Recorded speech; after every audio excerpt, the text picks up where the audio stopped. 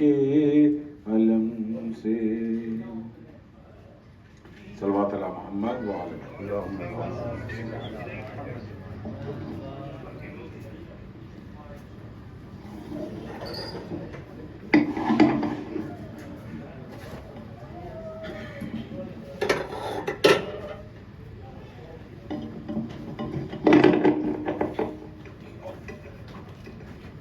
صلوات بہوا سے بولو.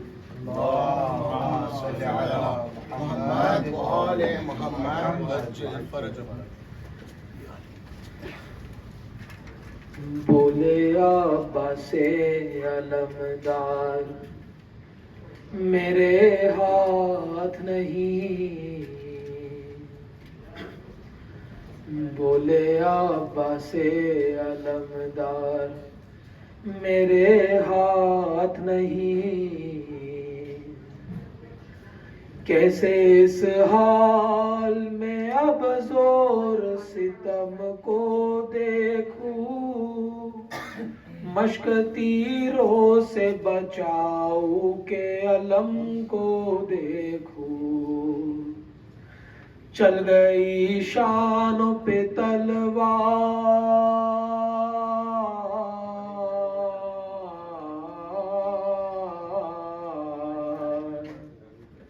چل گئی شانوں پہ تلوار میرے ہاتھ نہیں. سن کے بھائی کی صدا دل پہ لگا ایک نشتر. دونوں ہاتھوں سے کمر تھام کے دوڑے سرور. بولا جب شہ کا علمدار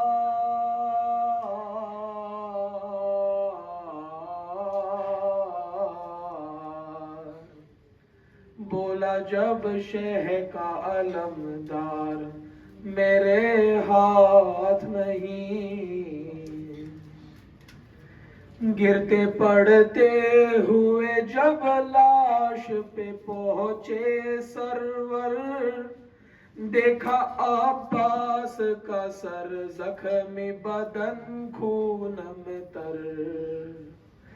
رو کے کہتا تھا دل افرار.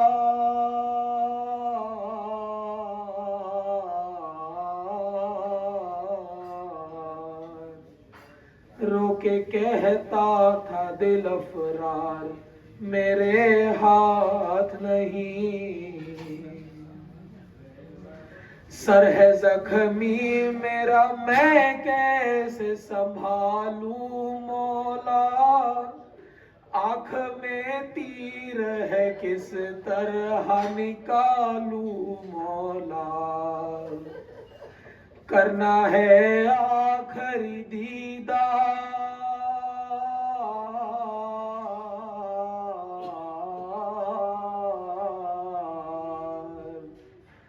کرنا ہے آخری دیدار میرے ہاتھ نہیں. پانی کس طرح سکینہ کو پلاؤں آقا. مشق تو چھد گئی منہ کیسے دکھاؤں آقا. فوج ہے قتل پہ تیار.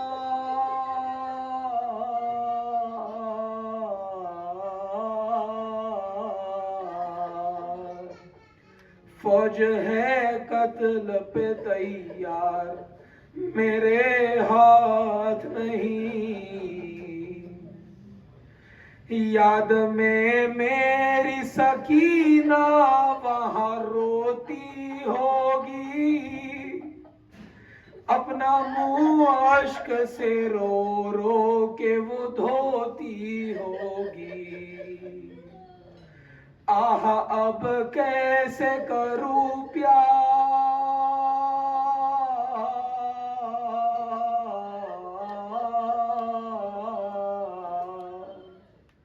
آہ اب کیسے کروں پیار میرے ہاتھ نہیں.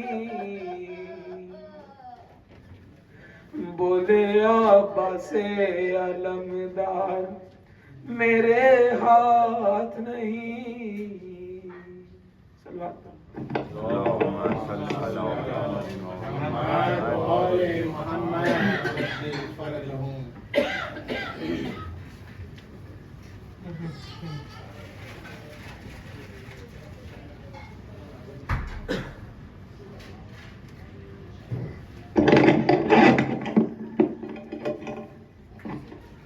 باری دیگر نعرے صلوات. اللهم صل على محمد وآل محمد وعجل فرجهم. عباس نہ لوٹے شے آ گئے مشق آ گئی. عباس نہ لوٹے مقتل کی زمین بھاگ گئی. عباس نہ لوٹے شے آ گئے مشق آ گئی. اس شان سے مقتل کو سدھارا تھا علمدار. اس شان سے مقتل کو سدھارا تھا علمدار. آدھا کی نظر کھا گئی. عباس نہ لوٹے جب تیر چلا بہہ گیا سب مشق سے پانی. جب تیر چلا بہہ گیا سب مشق سے پانی. عباس کو شرم آ گئی. عباس نہ لوٹے رونے کے لیے لاش شبیر پیرن میں. رونے کے لیے لاش شبیر پیرن میں. فردوس سے ماں آ گئی. عباس نہ لوٹے خیموں میں لگی آگ تو عمو کو بلانے. خیموں میں لگی آگ تو عمو کو بلانے. معصوم سکینہ گئی. عباس نہ لوٹے حد ہو گئی بھائی کو بلانے لبے ساحل. حد ہو گئی بھائی کو بلانے لبے ساحل. خود ثانیہ زہرا گئی. عباس نہ لوٹے کیا جانیے کیوں روٹھ گئی. کہتی تھی زینب کیا جانیے کیوں روٹھ گئے. کہتی تھی زینب رخصت کی گھڑی آ گئی. عباس نہ لوٹے بہتا ہوا کانوں سے لہو سوکھے ہوئے لب. بہتا ہوا کانوں سے لہو سوکھے ہوئے لب. دکھلانے سکینہ گئی، عباس نہ لوٹے، دیتی رہی آواز پہ آواز سکینہ، دیتی رہی آواز پہ آواز سکینہ، آخر کو قضا گئی، عباس نہ لوٹے، شہ آ گئے، مشق آ گئی۔ محمد والے محمد صلی اللہ علیہ وسلم۔ اللهم صل على محمد وعجل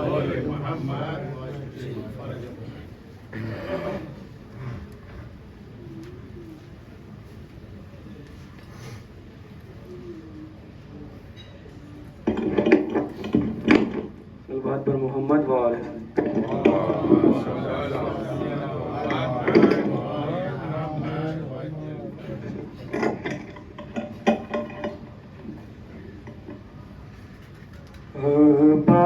عباس جلد آؤ، مر جائے گی سکینہ، عباس جلد آؤ، مر جائے گی سکینہ، کب تک تماچے کھائے یہ غم زدہ سکینہ، کب تک تماچے کھائے یہ غم زدہ سکینہ، ڈوبا ہے بحر غم میں اب قلب کا سفینہ، کہتی ہے ایسا جینا اماں ہے کوئی جینا، عباس جلد آؤ، مر جائے گی سکینہ، ایک شمع بھی نہیں ہے زینب جسے جلائے، زندہ میں میری بچی خاموش ہو نہ جائے، زندہ میں میری بچی خاموش ہو نہ جائے، ساحل پر سونے والے آ جا کے چین آئے، عباس جلد آؤ، مر جائے گی سکینہ، معصوم کا گلا بھی باندھا گیا رسن سے، معصوم کا گلا بھی باندھا گیا رسن سے، تکلیف کیسے دیکھی جائے تیری بہن سے، ہوتا ہے شور گریا زینب کے اس سخن سے،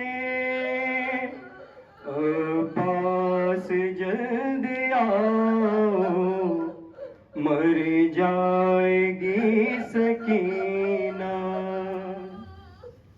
کس طرح ہمیں بتاؤں کیا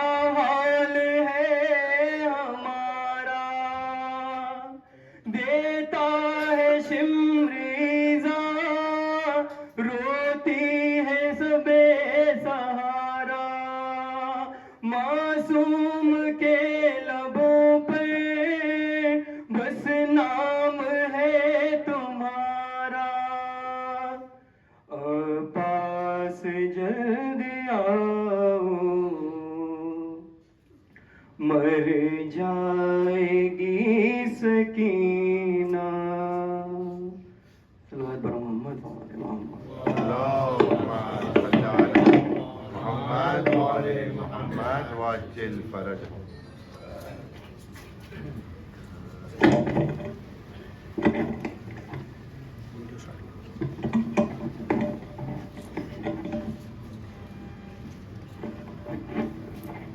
بر محمد وآل محمد بآواز بلند صلوات۔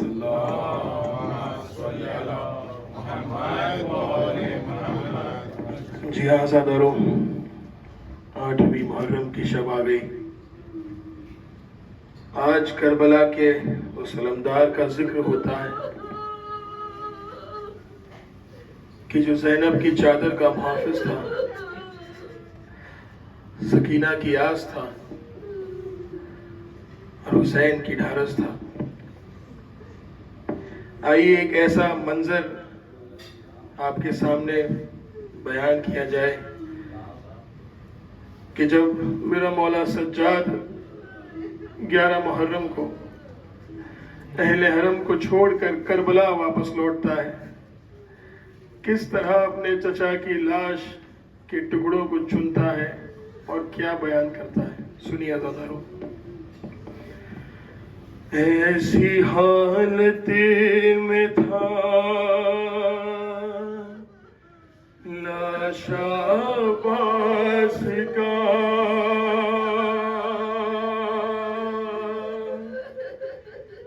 ایسی حالت میں تھا لاش عباس کا، میں اٹھاتا رہا وہ بکھرتا رہا، ایسی حالت میں تھا لاش عباس کا، میں اٹھاتا رہا وہ بکھرتا رہا، دادی زہرا کی پامال تھی یوں دعا، میں اٹھاتا رہا وہ بکھرتا رہا، ایسی حالت میں تھا لاش عباس کا، میں اٹھاتا رہا وہ بکھرتا رہا، میں نے چاہا کہ میت وہ ایک جا رہے، اپنے ہاتھوں سے بازو چچا کے چنے، پتھروں سے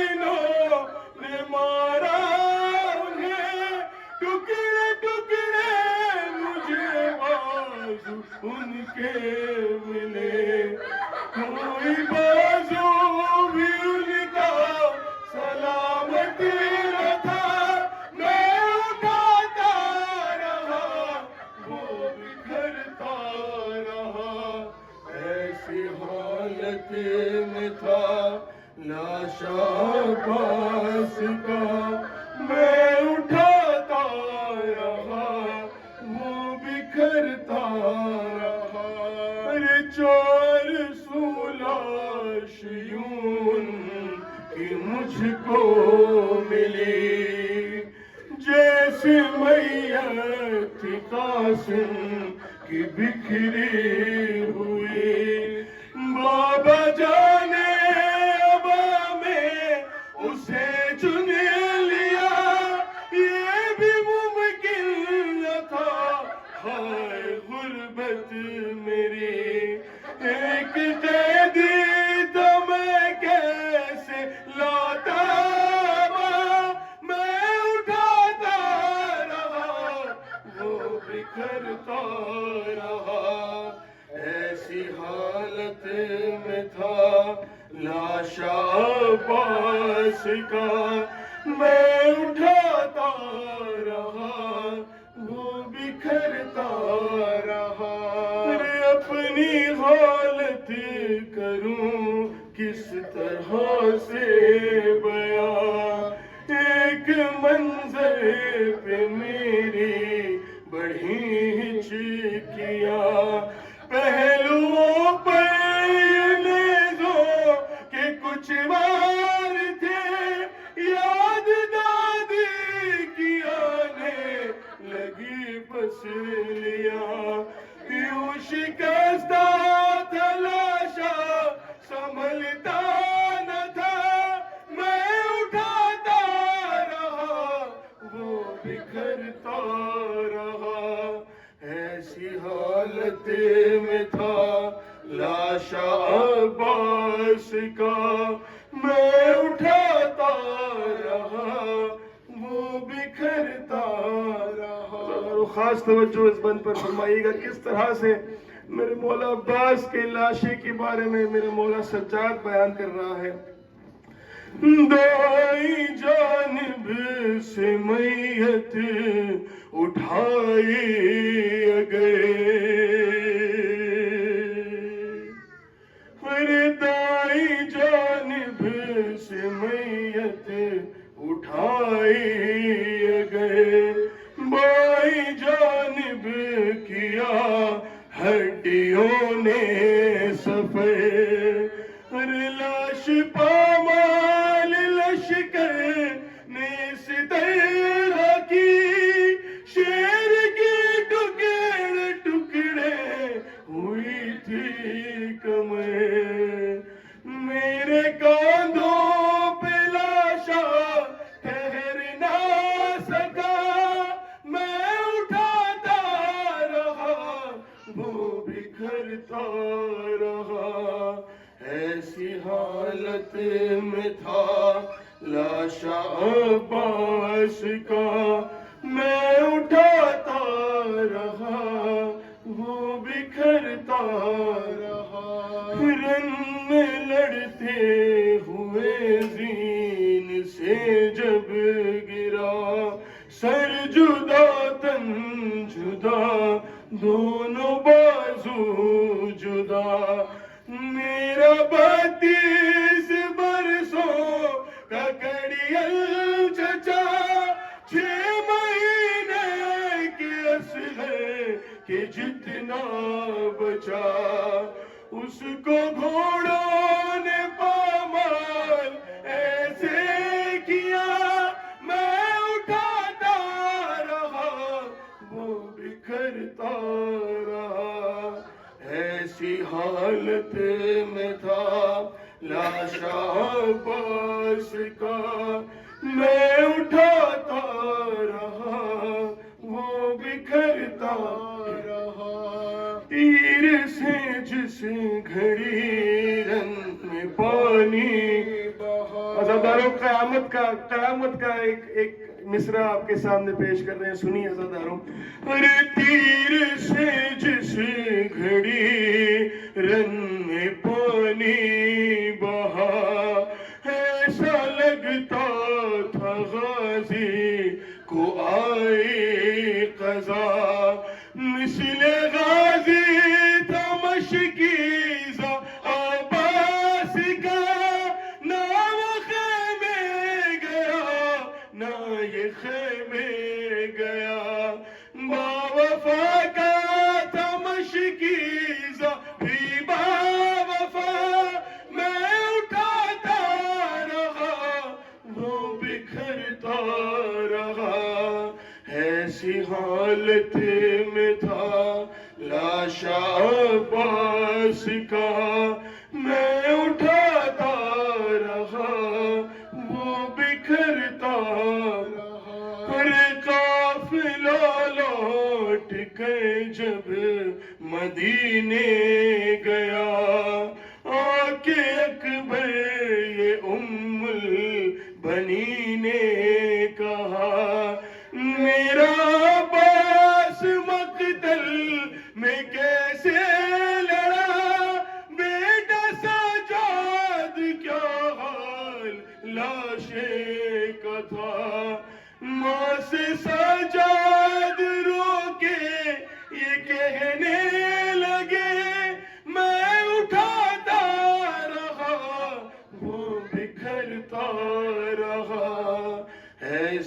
حالت میں تھا لاشا عباس کا، میں اٹھاتا رہا وہ بکھرتا رہا، ہر دادی زہرا کی پامال تھی وہ دعا، میں اٹھاتا رہا وہ بکھرتا رہا، ایسی حالت میں تھا لاشا عباس کا، میں اٹھاتا رہا وہ بکھرتا رہا۔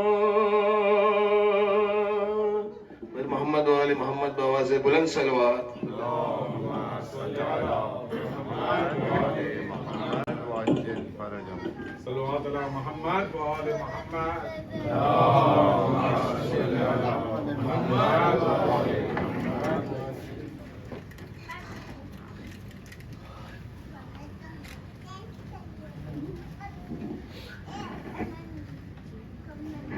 محمد وآل محمد آواز بلند صلوات۔ اللهم صل على محمد وعلى محمد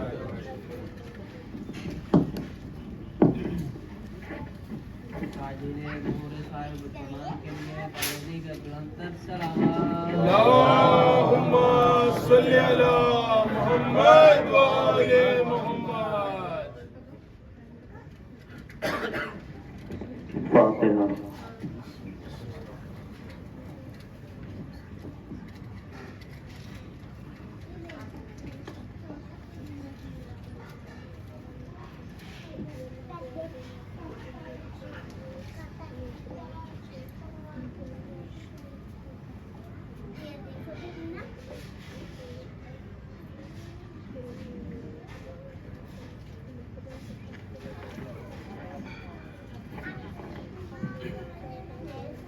رب اشرح لي صدري ويسر لي امري واحلل عقدة من لساني يفقهوا قولي اعوذ بالله من الشيطان اللعين الرجيم بسم الله الرحمن الرحيم الحمد لله الذي لا يبلغ مدحته القائلون ولا يحصي نعماءه العادون ولا يؤدي حقه المجتهدون الذي لا يدركه بعد الهمم ولا يناله غوث الفتن الذي ليس لصفته حد محدود ولا نعت موجود ولا وقت معدود ولا أجل ممدود فطر الخلائق بقدرته ونشر الرياح برحمته ووطد بالصخور ميدان أرضه ثم الصلاة والسلام على رسوله الثقلين محبوب رب المشرقين والمغربين جد الحسن والحسين أبي القاسم محمد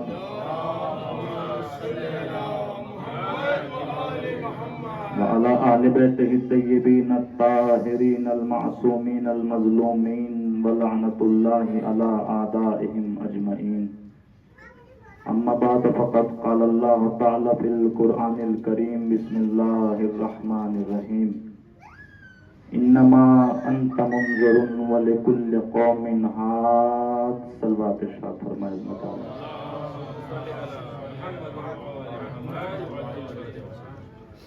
عزیزان محترم، برادران ایمانی، سامعین کرام، عزاداران مظلوم کربلا، ماتمداران سرکار سید الشہداء، عاشقان حیدر کرار، محبان احمد مختار، میں نے جس مطہر و پاک و پاکیزہ آیت کو آپ حضرات کے سامنے تلاوت کرنے کا شرف حاصل کیا، ایک صلوات پڑھیں عظمت آل محمد پر۔ آگے تشریف لیں کبھی باواز بلند صلوات پڑھیں عظمت آل محمد پر۔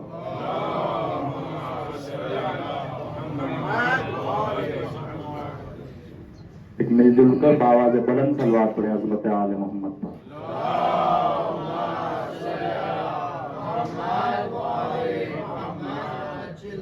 میں نے جس آیت کو آپ حضرات کے سامنے بعنوان سخن تلاوت کرنے کا شرف حاصل کیا ہے، اس آیت کے حوالے سے، اس آیت کے ذریعے سے کائنات کا مالک اور کائنات کا پالنہار اپنے محبوب سے خطاب فرما رہا ہے کہ اے میرے محبوب انما انت منذرون، کہ ہم نے آپ کو منذر بنا کے بھیجا، ہم نے آپ کو نذیر بنا کر بھیجا، ہم نے آپ کو ہادی بنا کر بھیجا، ہم نے آپ کو رہنما بنا کر بھیجا، اور آپ نذیر ہیں، لوگوں کو صحیح راستے پر لاتے ہیں اور صراط مستقیم کی ہدایت کرتے ہیں۔ صحیح کیا ہے، غلط کیا ہے، حق کیا ہے، باطل کیا ہے، جھوٹ کیا ہے، سچ کیا ہے، یہ آپ لوگوں کو بتاتے ہیں۔ وَلِكُلِّ قَوْمٍ هَادٍ، اور ہم نے ہر قوم کے لیے ایک ہادی کا انتظام کیا، ہر قوم کے لیے، ہر امت کے لیے، ہر گروپ کے لیے اور ہر جماعت کے لیے ہم نے ایک رہبر بنایا، ایک پیشوا بنایا، ہم نے ایک ہادی بنایا، ایک رہنما بنایا ہے۔ کوئی بھی امت ایسی نہیں ہے کہ جس کے لیے ہم نے کوئی ہادی نہ بنایا ہو، کوئی امام نہ بنایا ہو اور کوئی رہبر یا پیشوا اس امت کے حوالے نہ کیا ہو۔ کیوں پروردگار؟ کا اس لیے کہ ہر امت کے لیے ہادی کا ہونا یوں بھی ضروری ہے کہ جب امت روز محشر میری بارگاہ میں آئے گی تو کہیں وہ یہ عذر پیش نہ کرے کہ پروردگار تو کس چیز کا سوال ہم سے کر رہا ہے، ہمارے پاس کوئی ہادی نہیں تھا، ہمارے پاس کوئی رہنما نہیں تھا، ہماری کوئی ہدایت کرنے والا نہیں تھا، ہمیں کوئی بتانے والا نہیں تھا کہ واجب کیا ہے، حرام کیا ہے، کس کو ترک کرنا ہے، کس کو انجام دینا ہے۔ تو اس وجہ سے تاکہ ان کی زبانیں یہیں پابند ہو جائیں، اللہ تعالیٰ نے ہر امت کو اور ہر گروہ کو ایک ہادی بنا کر، ایک امت کے لیے ہادی بنا کر بھیجا ہے۔ اور روایات میں یہاں تک آیا ہے کہ چاہے کوئی بھی زمانہ رہا ہو اور کوئی بھی وقت رہا ہو، اللہ نے زمین کو کبھی بھی ہادی کے بغیر نہیں رکھا، کبھی بھی زمین کو حجت کے بغیر نہیں رکھا۔ روایت یہاں تک بتاتی ہے کہ لَوْ لَمْ يَبْقَ فِي الْأَرْضِ إِلَّا اثْنَانِ لَكَانَ أَحَدُهُمَا الْحُجَّةُ۔ امام فرماتے ہیں کہ اگر اس زمین پر کوئی بھی چیز باقی نہ ہو، صلوات پڑھے عظمت آل محمد پر،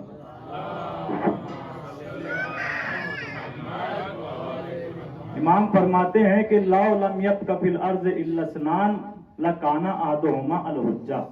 اگر اس زمین پر کوئی بھی چیز باقی نہ ہو، إِلَّا اثْنَانِ، مگر یہ کہ دو فرد بھی اگر اس زمین پر ہیں تو لَكَانَ أَحَدُهُمَا الْحُجَّةُ، تو واجب یہ ہے کہ ان دونوں میں ایک اللہ کی حجت ہو، ضروری یہ ہے کہ ان دونوں میں ایک اللہ کا رہبر ہو، ضروری یہ ہے کہ ان دونوں میں ایک اللہ کا بنایا ہوا اور بھیجا ہوا پیغمبر ہو۔ کیوں؟ اس لیے کہ اگر زمین پر حجت خدا نہ ہو تو پھر روایت آگے بڑھ کر کہتی ہے کہ لَسَاقَتِ الْأَرْضُ لِأَهْلِهَا، اگر زمین پر اللہ کی حجت نہ ہوئی تو زمین اپنے اہل و عیال کے ساتھ ویران ہو جائے گی، زمین برباد ہو جائے گی، زمین ڈوب جائے گی، زمین فنا ہو جائے گی۔ اس وجہ سے حجت کا ہونا ضروری ہے۔ اگر اللہ کی حجت نہ ہوئی تو کائنات کا نظام درہم برہم ہو جائے گا، کائنات کا نظام اور یہ سسٹم خراب ہو جائے گا۔ اس وجہ سے بھی اللہ کی حجت کا ہونا ضروری ہے۔ یہ چاند چمکنا چھوڑ دے گا، یہ سورج روشنی دینا چھوڑ دے گا، یہ ستارے ٹمٹمانا چھوڑ دیں گے، یہ نظام شمس و قمر، یہ نظام لیل و نہار، یہ سب ختم ہو جائے گا، یہ سب بیکار ہو جائے گا اگر اللہ کی حجت زمین پر نہ ہوئی۔ اس کی ایک دلیل میں آپ کو دے کر کے آگے بڑھتا ہوں، اس لیے کہ اللہ کی حجت کیا ہے یہ سمجھیے روح کائنات ہے۔ اگر گھڑی کہیں پر ہو، گھڑی سے آپ سیل نکال لیجئے تو اگر 10 سال کے بعد بھی آپ دیکھیں گے تو جو سوئی آپ نے جس جگہ پر چھوڑی ہے وہ اسی جگہ پہ ملے گی۔ کیوں؟ اس لیے کہ یہ بیٹری اس کی روح ہے، اگر روح ہی نکل جائے تو وہ اپنا کام کرنا بند کر دے گی۔ اسی طریقے سے حجت کائنات کی روح ہے، اگر روح زمین پر نہ ہو تو کائنات کا سسٹم خراب ہو جائے گا۔ ایک دلیل پیش کر کے آگے بڑھتا ہوں۔ جب رسول اللہ کو معراج ہوئی، چونکہ اللہ نے رسول کو اپنی حجت بنا کے زمین پہ بھیجا تھا، جب رسول کو معراج ہوئی، نہ جانے کتنی طولانی گفتگو رسول کی معراج پر اللہ سے ہوئی، لیکن تاریخ نے یہی لکھا اور مورخین نے یہی لکھا کہ جب رسول واپس وہاں سے آئے ہیں تو کیا دیکھا کہ زنجیریں در ہل رہی تھی، وضو کا پانی ٹپک رہا تھا، بستر کی گرمی باقی تھی. یعنی جو چیز جس حالت میں رسول چھوڑ کے گئے تھے وہ چیز ویسے ہی مل گئی. کیوں؟ اس لیے کہ روح کائنات عرش پر پہنچ گئی تھی. تو کائنات کا سسٹم رک گیا, کائنات کا سسٹم وہیں پر ٹھہر گیا, وہیں پر موقوف ہو گیا. تو یہ حجت کی طاقت ہے, حجت کی یہ پاور ہے کہ اگر حجت زمین پر نہ ہو تو ایک کائنات فنا ہو جائے گی, کائنات کی سانسیں رک جائیں گی. یہ حجت کی تعریف اس طریقے سے میں نے آپ کی خدمت میں پیش کی. اب ایک تعریف جو میرے مضمون سے مربوط ہے وہ آپ کی خدمت میں پیش کرتا ہوں. امام معصوم سے پوچھا گیا, اصول کافی حوالہ ہے, کہ مولا یہ بتائیے حجت کسے کہتے ہیں, حجت کی تعریف کیا ہے, حجت کا مطلب کیا ہے, حجت کی ڈیفینیشن کیا ہے, آپ حجت کی تعریف کیجئے, حجت کہتے کسے ہیں. تو امام نے 3 لفظوں میں حجت کی تعریف کی ہے اور حجت کا مطلب 3 لفظوں میں سمجھا دیا. امام کہتے ہیں سنو حجت کیا ہے. الحجت قبل الخلق و مع الخلق و بعد الخلق. آمادہ ہو تو ترجمہ کروں. امام فرماتے ہیں کہ الحجت قبل الخلق, حجت اسے کہتے ہیں کہ جو مخلوق سے پہلے بھی ہو. توجہ ہے کہ نہیں ہے؟ حجت کی تعریف کیا ہے کہ جو مخلوق سے پہلے بھی ہو, وہ مع الخلق اور مخلوق کے بعد, مخلوق کے ساتھ بھی ہو, وہ بعد الخلق اور مخلوق کے بعد بھی ہو. تو 3 لفظوں میں امام جعفر صادق نے حجت کی تعریف ہمارے سامنے پیش کی. حجت کیا؟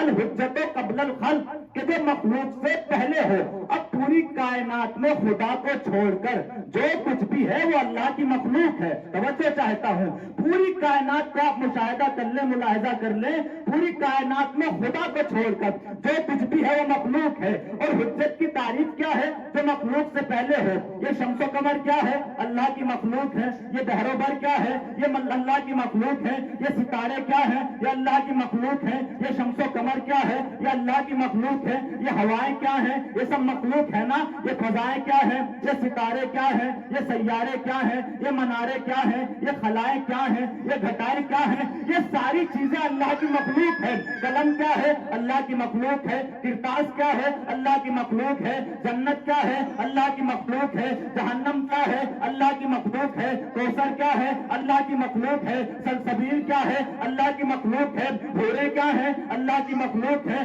غلمان کیا ہے؟ اللہ کی مخلوق ہے. مولانا کیا ہے؟ اللہ کی مخلوق ہے. کوئی مفتی کیا ہے؟ اللہ کی مخلوق ہے. تابعین کیا ہے؟ اللہ کی مخلوق ہے. تبع تابعین کیا ہے؟ اللہ کی مخلوق ہے. اصحاب کیا ہے؟ اللہ کی مخلوق ہے. اور بات کو آگے بڑھاؤ, آدم اللہ کی مخلوق, نوح اللہ کی مخلوق, مہلائل اللہ کی مخلوق, عیسیٰ اللہ کی مخلوق, موسیٰ اللہ کی مخلوق. اور حجت کی تعریف کیا ہے؟ الحجت قبل الخلق. حجت اسے کہتے ہیں جو مخلوق سے پہلے ہیں. جو جب آپ یہاں سے نجف جائیں گے اور بادشاہ کی بارگاہ میں جائیں گے, امیر کائنات کی بارگاہ میں جائیں گے اور زیارت امین اللہ پڑھیں گے, تو اس پہ ایک فکر یہ بھی ہے, السلام علیکہ یا حجت اللہ علی الارض. اے اللہ کی حجت, زمین پر تم پر سلام ہو. اے اللہ کی حجت, زمین پر تم پر سلام ہو. حجت کی تعریف یہ ہے جو مخلوق سے پہلے ہو. میرا علی کیا ہے؟ اللہ کی حجت ہے. تو میرا حق ہے نا کہ جملہ کہوں کہ خدا کی قسم یہ شمس و قمر نہ تھے, میرا علی تھا. یہ لوح و قلم نہ تھے, میرا علی تھا.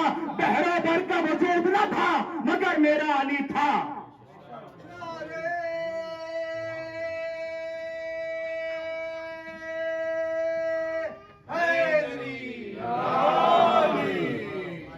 کائنات میں کچھ بھی نہیں تھا مگر مولا متقیان تھے.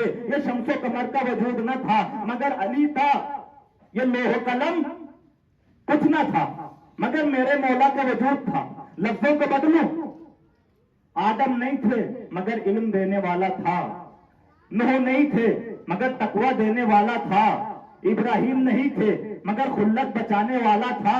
موسیٰ نہیں تھے مگر ہیبت دینے والا تھا. آگے بڑھوں, سورج کا وجود نہ تھا مگر سورج کو پلٹانے والا تھا. چاند نہ تھا مگر ٹکڑے کرنے والا تھا. ستارے نہیں تھے مگر دہلیز پر بلانے والا تھا. آسمان نہیں تھے مگر راستے جاننے والا تھا. اما ابھی وجود تراب نہ تھا مگر ابو تراب تھا. بھی تراب کا وجود نہ تھا مگر ابو تراب تھا. تو یہ کیا ہے؟ اللہ کی حجت. الحجت قبل الخلق، جو مخلوق سے پہلے ہو. اب اس کی ایک دلیل دے کر کے انشاءاللہ بات تمام کروں گا. حجت کیا ہے؟ کہ جو مخلوق سے پہلے بھی ہو، مخلوق کے ساتھ بھی ہو، مخلوق کے بعد بھی ہو. مخلوق سے پہلے اسی کی دلیل دے کے بات تمام کرتا ہوں.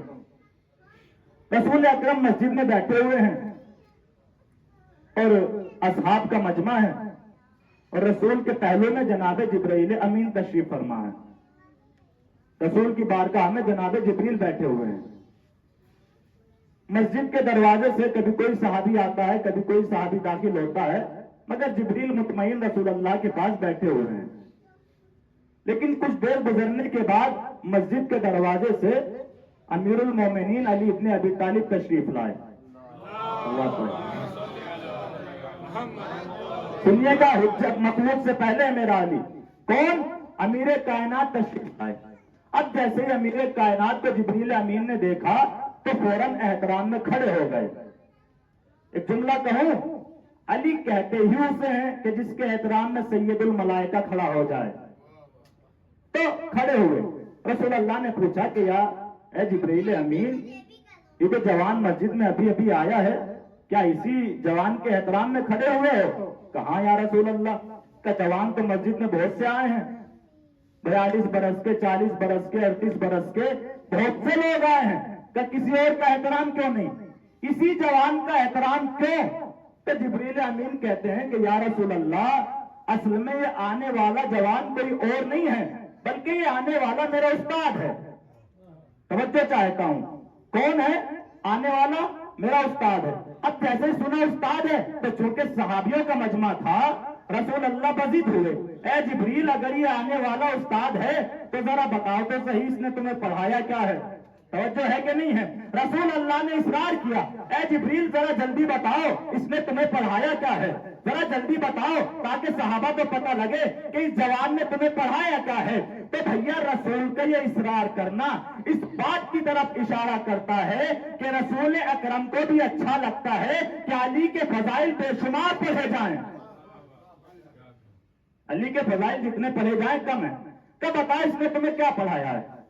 تو جناب جبریل کہتے ہیں پروردگار، اے یا رسول اللہ، لما خلقنی اللہ وسألنی من انت ومن انا. یا رسول اللہ، اصل میں جب اللہ نے مجھے پیدا کیا، خلقنی، جب مجھے پیدا کیا، سألنی تو مجھ سے پوچھا، مجھ سے سوال کیا کہ اے نوری فرشتے بتا، من انت ومن انا، کہ تو کون ہے اور میں کون ہوں. کون بیان کر رہے ہیں؟ جناب جبریل. کس سے؟ رسول اللہ سے. کہ جب مجھے پیدا کیا گیا تو اس نے سوال کیا کہ تو کون ہے اور میں کون ہوں. تو یا رسول اللہ، میرے پاس اس کا کوئی جواب نہیں تھا، میں بس اتنا ہی کہہ رہا تھا، انا انا وانت انت، میں ہوں اور تو ہے. لیکن سوال کرنے والا خالق کائنات میرے اس جواب سے مطمئن نہیں ہو رہا تھا. وہ بار بار پوچھ رہا تھا کہ نوری فرشتے بتاتا کیوں نہیں کہ تو کون ہے اور میں کون ہوں. میں بس اتنا ہی کہہ رہا تھا، انا انا فانت انت. ابھی سر کو جھکائے ہوئے عالم انوار میں کھڑا ہی تھا یا رسول اللہ. فظہر ھذا الشاب فی عالم الانوار. اتنی دیر میں یہی جوان عالم انوار میں ظاہر ہو گیا. توجہ ہے کہ نہیں ہے؟ یہی جوان عالم انوار میں ظاہر ہو گیا اور مجھ سے کہا کہ جو اللہ سوال کر رہا ہے اس کا جواب نہیں ہے، کہ میرے پاس جواب نہیں ہے. تو اس جوان نے مجھ سے کہا کہ جو میں تم سے کہوں وہ جواب دینا. توجہ چاہتا ہوں کہ جو میں کہوں وہی جواب دینا. کہ جی ٹھیک ہے، بسم اللہ. مولا کائنات نے کہا کہ میری فرشتے کہو، اس پالنے والے سے، اس پالن ہار سے کہو کہ انتا رب الجلیل و اسمک الجمیل، کہ تو رب جلیل ہے اور تیرا نام جمیل ہے. کب دوسرا جملہ کہو کہ کیا؟ کہ انا عبدک الذلیل و اسمی جبرائیل. توجہ ہے کہ نہیں ہے؟ کہو انت رب الجلیل و اسمک الجمیل، تو رب جلیل ہے، تیرا اسم جو ہے وہ جمیل ہے. وانا عبدک الذلیل و اسمی جبرائیل، میں تیرا عبد ذلیل ہوں اور میرا نام جبرائیل ہے. اب میں آپ سے پوچھنا چاہتا ہوں، مجھے بتائیں کہ اگر علی نہ ہوتے تو کیا جبریل کو جبریل کا نام پتا چلتا؟ ایک صلوات پڑھیں عظمت آل محمد پر. थोड़ा सा बोल के मेरा सहारा बने।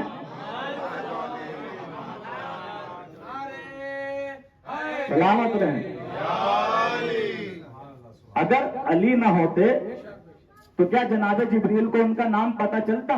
बिल्कुल नहीं।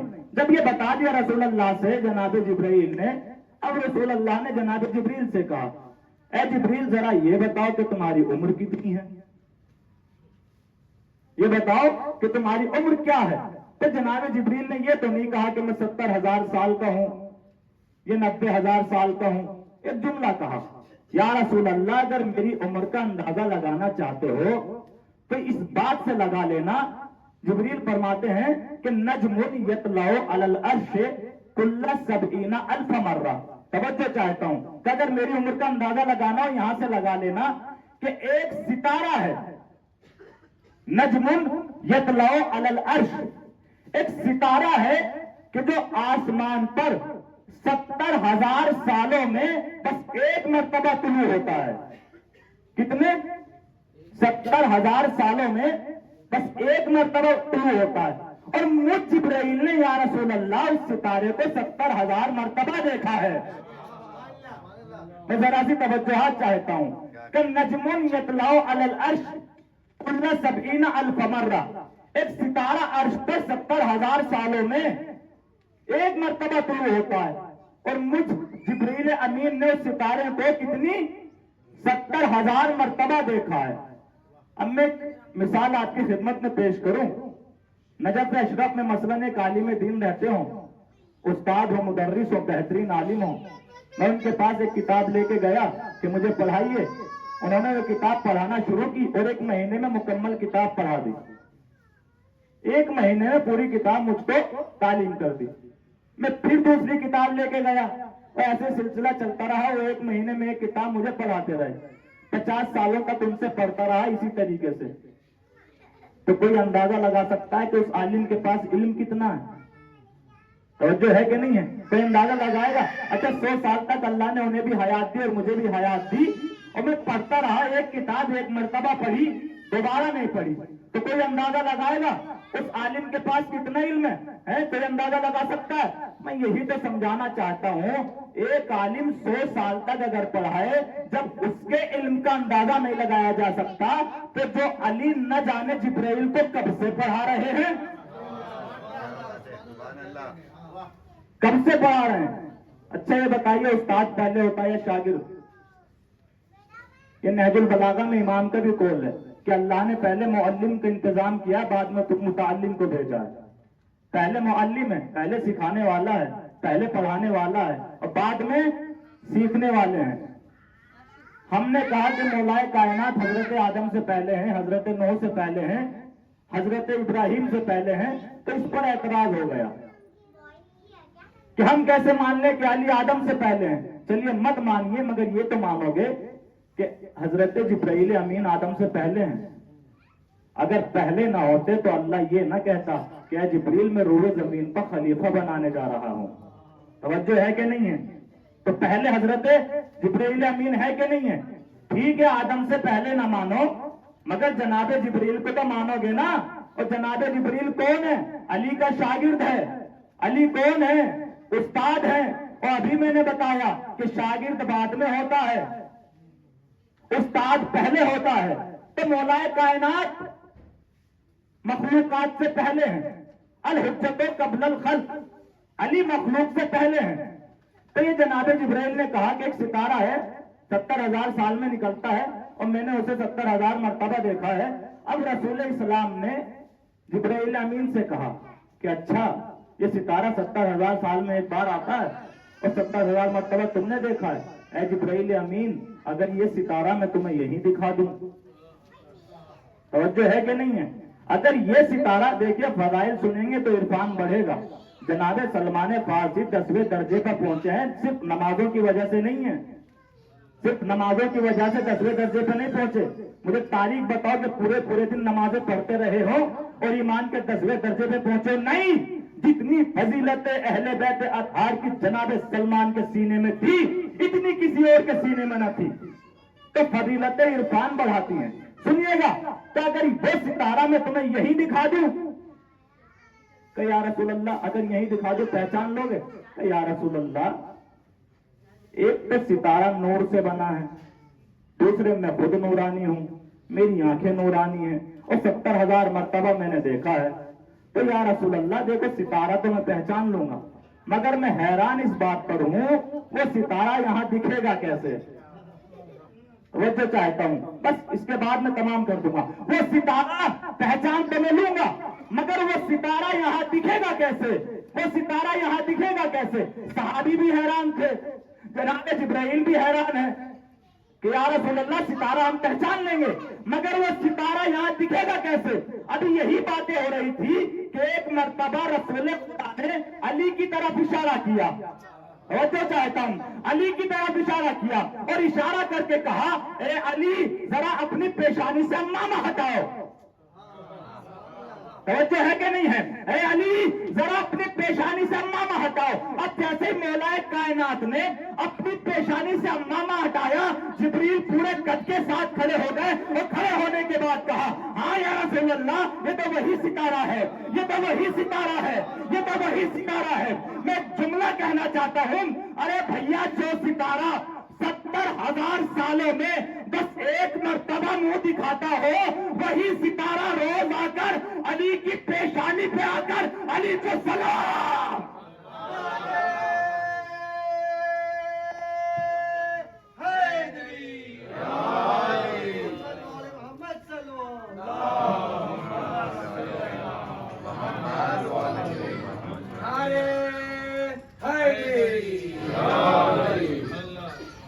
تو یہ مولا کائنات حجت خدا ہیں اور مخلوق سے پہلے ہیں، اور بہت ساری مثالیں موجود ہیں۔ تو زمین حجت خدا سے خالی نہیں رہ سکتی، یا آسمان کا شامیانہ، یہ زمین کا فرش، یہ سورج کا اپنے وقت پہ نکل آنا، اپنے وقت پہ ڈوب جانا، یہ اس کے پیچھے پیچھے چاند کا چلنا، یہ ستاروں کا رات میں طلوع ہونا، یہ ہوائیں، یہ فضائیں، یہ سب کس کی وجہ سے ہیں؟ حجت خدا کی وجہ سے، حجت خدا کی وجہ سے۔ تو یہ کائنات آج اگر باقی ہے تو اس بات کا ثبوت ہے کہ آج بھی غیبت میں کوئی اللہ کی حجت موجود ہے جو یہ کائنات باقی ہے، اللہ کی حجت موجود ہے تو یہ کائنات باقی ہے۔ ایک ہے جو غیب میں ہے کہ جس کی وجہ سے اللہ نے اس کائنات کو باقی رکھا ہوا ہے۔ وقت آئے گا جب وہ ظہور فرمائیں گے اور انشاءاللہ جلد ظہور فرمائیں گے۔ کہ صلوات پڑھیں تاجل امام زمانے کو۔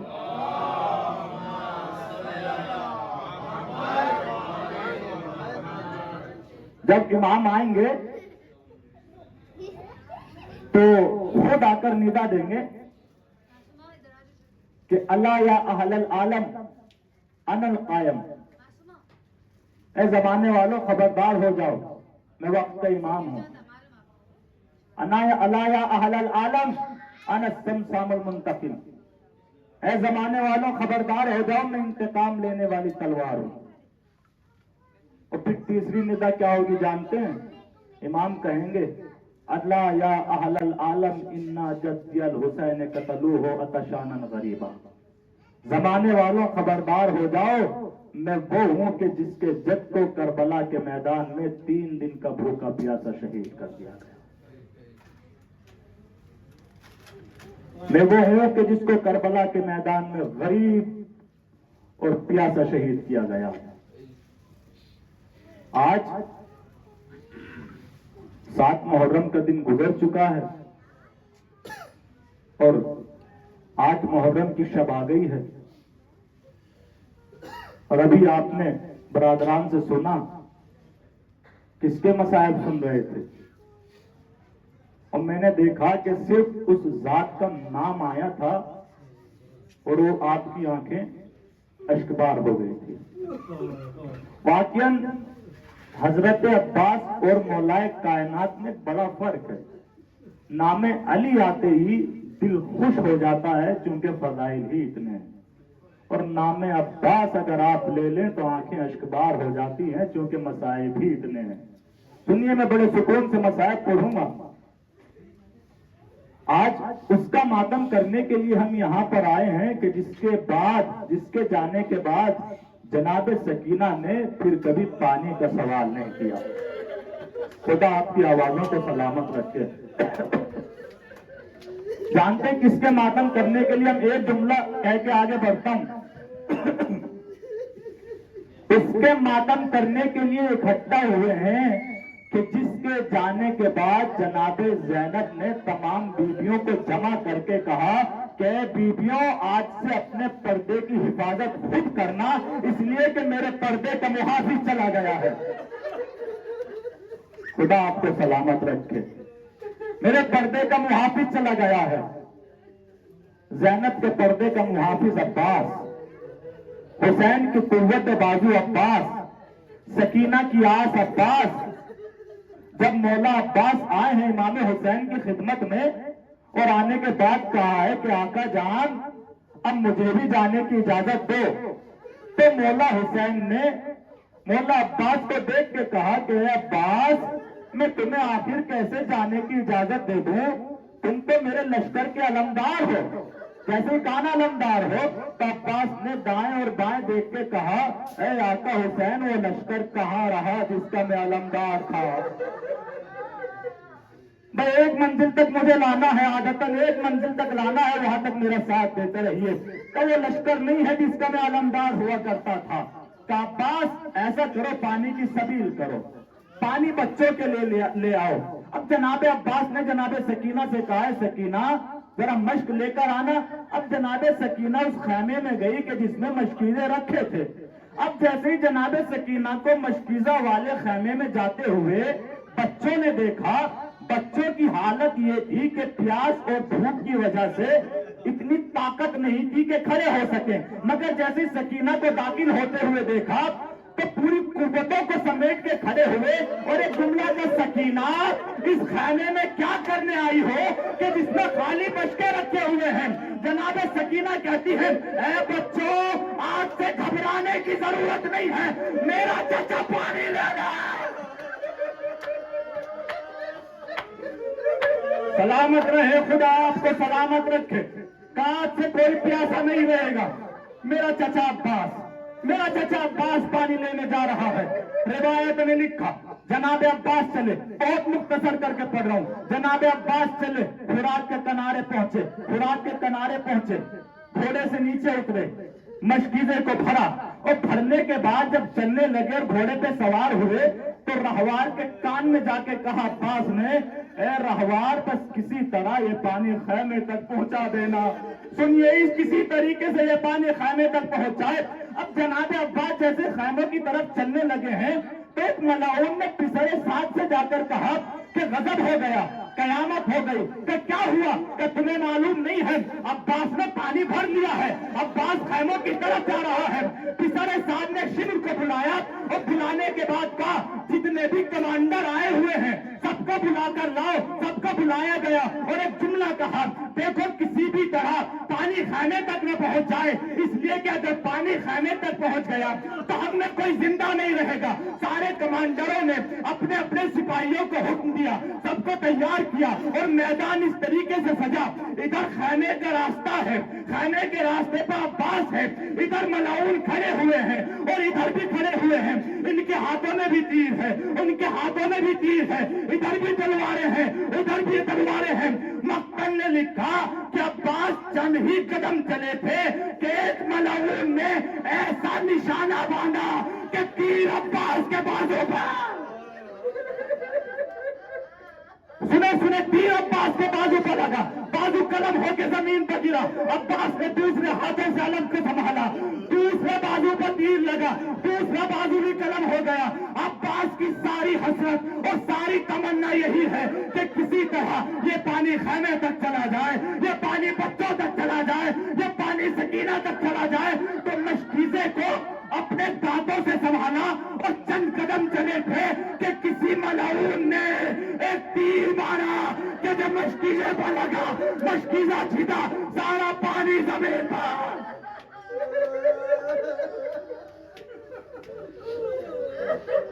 जज़ाकल्लाह, खुदा आपको सलामत रखे, आपको कोई गम न देना सिवाय गम सैयद शुहदा के, सिवाय गम करबला के, सिवाय गम अहले बैत के। तारीख लिखती है कि जब मशकीज़े पर तीर लगा तो उसके बाद मलऊन ने एक तीर ऐसा मारा कि जो अब्बास की आंखों में आके लगा। सुनिएगा, यहीं तक मुझे लाना था। अब्बास की आंखों में आकर तीर लगा, एक तीर अब्बास की आंखों में लगा है। इसके अलावा 7 तीर अब्बास के चेहरे पर लगे हैं। उलमा लिखते हैं कि जब भी कोई बहादुर जंग के मैदान में उसके बदन पे आके तीर लगता था तो वो बहादुर या तो तीर को निकाल देता था या तीर को तोड़ दिया करता था। मगर अब्बास की आंख में तीर, अब्बास के चेहरे पर तीर, अब्बास ने चाहा कि तीर को निकाला जाए मगर अब्बास के पास सुने रिवायत सुने, अब्बास के बाजू नहीं थे तो अब्बास जानते क्या किया? अब्बास ने उन तीरों को अपने घुटनों में दबाया और निकालना चाहा। किसी मलऊन ने गोश्त घुमाकर अब्बास के साथ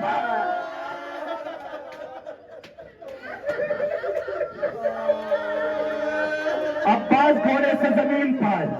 ये मंजर याद रखिए, आंखों में तीर है, मलऊन ने गुर्ज मारा, अब्बास घोड़े से जमीन पाए, अब्बास के बाजू नहीं है। इस रिवायत को रोककर बस एक रिवायत बयान करना चाहता हूँ। जब बशीर करबला के बाद मदीने पहुंचा और पहुंचने के बाद उसने निदा दी कत्ल हुसैन बे करबला, कत्ल हुसैन बे करबला, हुसैन कत्ल कर दिए गए, हुसैन जिबा कर दिए गए।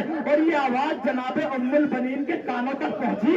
तो पहुंचने के बाद उस बशीर के पास है, मुनादी के पास, और एक जुमला कहा, मैं नहीं मान सकती कि अब्बास के होते हुए मेरा हुसैन कत्ल कर दिया जाए, मेरा हुसैन जिबा कर दिया जाए। मुनादी कहता है, बीबी अफसोस तो इसी बात का है कि जब हुसैन को कत्ल किया गया तो अब्बास मौजूद न था, अब्बास मौजूद न था। सारा वाकया बताया कि क्या हुआ अब्बास के साथ, कि अब्बास के बाजू कलम कर दिए गए, अब्बास की आंखों में तीर लगा। जनाबे उम्मुल बरीन ये सुनकर जमीन पर बैठ गई और बैठने के बाद हाथों को जोड़ के कहा, ए मुनादी, बस इतना बता दे कि जब मेरा करियर जवान अब्बास जीन से जमीन पर आया था तो पुष्ट के सहारे आया था। ये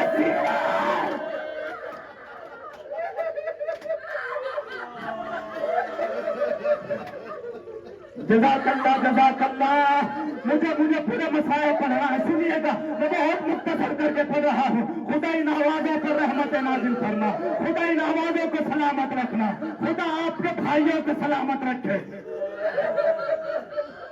आवाज दी, या सैयदी वो या मौलाई। इमाम हुसैन खैमे से चले और अपना मर्सिया पढ़ते जाते हैं और एक जुमला कहते हैं, अल-आन इनका सरा ज़हरी, अब्बास मेरी कमर टूट गई है, अब्बास मेरा सहारा चला गया है। बहरहाल मौला इमाम हुसैन अब्बास के करीब आए और आने के बाद देखा कि आंख में तीर लगा हुआ है। अब्बास के सर को अपने जानों पर रखा और एक जुमला कहा, अब्बास क्या कोई वसीयत है? कहा, मेरे आका वसीयत तो है। कि बताओ अब्बास। अब्बास ने कहा, ऐ मेरे आका, पहली बात तो ये कि मेरा लाशा खैमे में ना चला जाए, मेरे लाशे को खैमे तक न ले जाना।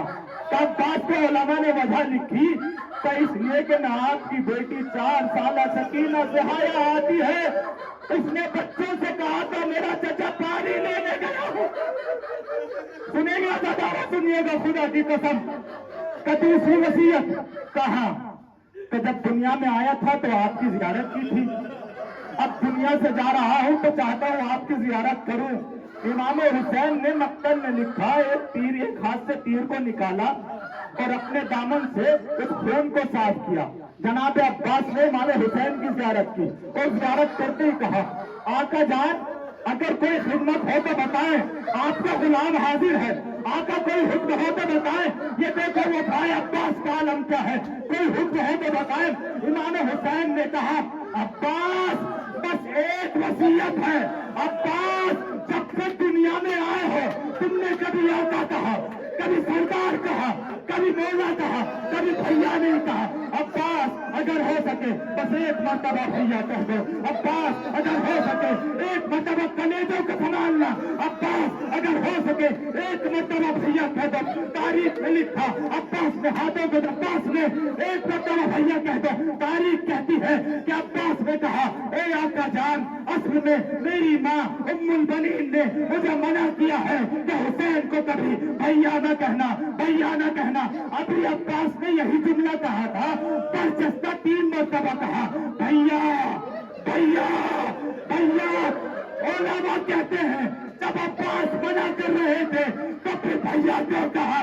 तारीख में लिखा कि जैसे अब्बास ने कहा ना मेरी माँ ने मना किया है, तो उसी के करीब जनाब शाहजादे को आके कहती है, अब्बास तू मेरा भी बेटा है, मेरा बेटा है, मेरे गरीब हुसैन का।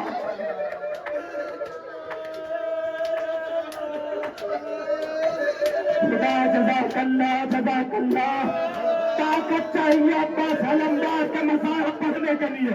मेरे भाई सुने, बस एक जुमला, आखिरी जुमला बात तमाम कर रहा हूं। का अब्बास तुम उम्मुल बनीन ही के बेटे नहीं हो, मैं तुम्हारी माँ हूं। मेरे गरीब हुसैन को भैया कहो, मेरे गरीब हुसैन को। बहरहाल जनाब अब्बास का आलम उठाकर छोड़ दिया, उठाकर अब्बास का आलम इमाम हुसैन खैमे की तरफ चले। उधर सारे बच्चे मुंतजिर हैं, सबके हाथों में छोटे छोटे कूजे हैं, सब इंतजार में है। और जनाब सकीना सब बच्चों से कह रही है कि अब न घबराना, अब न परेशान होना, मेरा चचा पानी लेकर आएगा, मेरा चचा पानी लेकर आएगा। मगर तारीख में लिखा जो बच्चे अब तक पुरसुकून थे और कह रहे थे पानी आएगा, जैसे आलम करीब आया तो सब बच्चों का दिल दहल गया। और एक जुमला कहा, मौला हुसैन तशरीफ लाए, एक जुमला कहा, ए बाबा जान, ये सकीना कभी भी पानी का मुतालबा नहीं करेगी, बस इतना बता दे मेरा चचा पास कहाँ, मेरा चचा पास कहाँ है। तारीख ने समेट दिया, तारीख ने लिखा कि जब हुसैन अब्बास को लेने मक्तल में गए तो उलमा ने लिखा हुसैन के बाल सकाले थे, चेहरे की दाढ़ी सियाह थी, मगर वापस आए और परचम के पड़े रहा था। जनाब ज़ैनब ने देखा और एक जुमला कहा, ऐ मेरे भैया हुसैन, ये क्या हो गया है? चेहरे का रंग बदल गया, बाल सारे सफेद हो गए, अभी गए थे सारे बाल सियाह थे। इमाम हुसैन ने कहा, ऐ ज़ैनब, जब मैं अब्बास के लाशे से उठा और मैंने परचम उठाया तो शिमर बलौर ने लश्कर से खिताब किया कि अब हुसैन का बात चला गया, अब ज़ैनब की चादर है, अब सकीना के गौशवारे। ज़ैनब अब्बास को पुरसा पेश करो। वाह मुसीबत व गुरबत मातम अब्बास।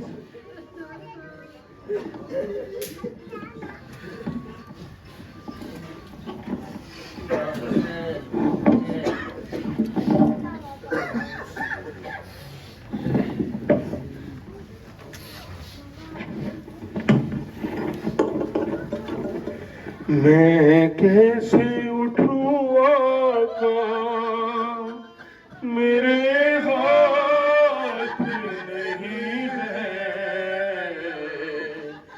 मेरे हाथ नहीं है। मैं कैसे उठूं आका, मेरे हाथ नहीं है, मेरे हाथ नहीं है। पाँव नहीं छू सकता, मेरे हाथ नहीं है, मेरे हाथ नहीं। फिर आका ये गुलामी का सिला के दिया है, इस प्यार से सर आपने जानू पे रखा है।